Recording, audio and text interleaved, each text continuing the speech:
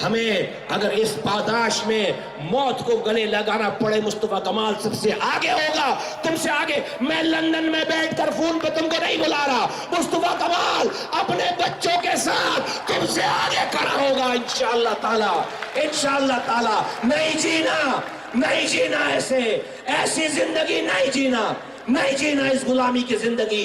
इनकी शक्लें देखो, इन हुक्मरानों की। कमाल से एक इशारा, कमाल से एक इशारा, कमाल से एक इशारा, कमाल से एक इशारा, कमाल से एक इशारा, कमाल से एक इशारा, कमाल से एक इशारा। कलम बढ़ाओ कमाल भाई, कलम बढ़ाओ कमाल भाई,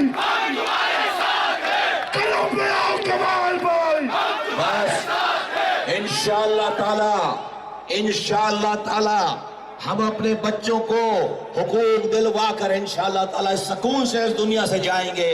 ये जुल्म का दौर खत्म हो गया, कराची से कश्मीर तक। और जो ये जो रोशनी फैल रही है, यकीन जानो पूरे